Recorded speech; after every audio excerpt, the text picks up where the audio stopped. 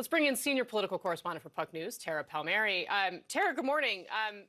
Should we watch what he said originally together and see if we believe him? Let's play the original, like what he said about Pelosi and Haley. Take a look. You know, Nikki Haley, you know, did you know they destroyed all of the information, all of the evidence, everything, deleted and destroyed all of it, because of lots of things. Like Nikki Haley is in charge of security. We offered her 10,000 people, soldiers, National Guard, so whatever they want. Okay, sarcasm? Yes, no. What do you make of this denial? No, because the details, like he goes into, you know, we offered her 10,000 troops. It doesn't sound sarcastic at all. Like a sarcastic joke is like a witty little offhand thing. This is like a detailed account of what he offered the Speaker of the House as President of the United States.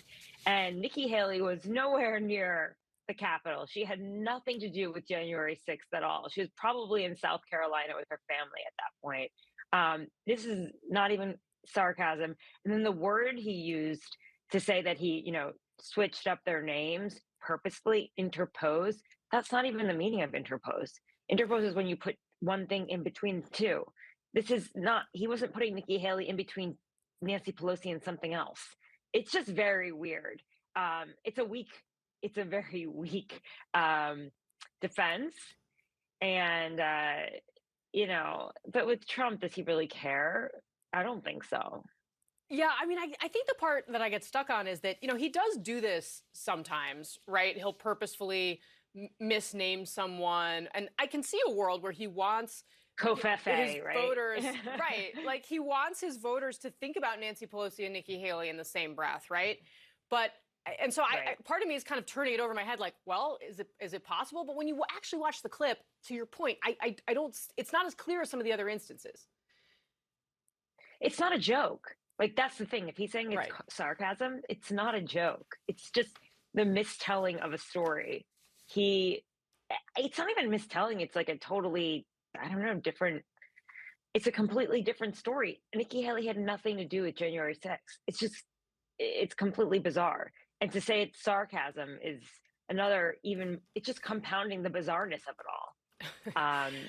And I don't know. Yeah. I don't think he can get away with this one. But again, his followers will say, oh, we're picking on him because, you know, point out that he was absolutely wrong. And his excuse is pretty lame. On another topic, Tara, we're about a week out from the release of Robert Hur's report on the classified documents. How damaging at this point do you think this is? I mean, we've seen members of Congress also. Jim Jordan is out now demanding to hear from Biden's ghostwriter because there was an interview with him referencing kind of the classified material. There's talk of hauling her before the committee, getting him to testify. What's next here? Yeah, I don't think this is going away at all. It's a legal document from the special counsel that was appointed by the Department of Justice, the Attorney General, Merrick Garland, and, you know, it calls into question the mental acuity of the president. And I think it opens up the opportunity for everyone, you know, the opposition party in the House, the Republicans, the press, comedians following the lead of Jon Stewart, who seemed to really eviscerate Joe Biden. I think, if anything, Robert Hur has just made the conversation about the president's age be a question that is no longer sort of danced around or spoken about in polite circles, other than obviously the political opposition. And in some ways for good reason. I mean, it's a real question. It was going to come up anyway, but now it's at the forefront. And yeah, I think if there's going to be testimony on the Hill, if it's in front of cameras, it's just another opportunity to get it out there. And of course, that testimony will be cut into ads by the Republican National Committee, the Trump campaign, and it's just not going away. This isn't, you know, this is a legal document. This is a special prosecutor who was presented to us as unimpeachable when he was picked. Yeah. It also raises some other questions about things Democrats won't say out loud, questions about Kamala Harris, for example. I know you've been reporting on that. We're out of time, but I hope you'll come back. We can talk some more. Tara Palmeri of Puck News. Thank you very much. Thank you.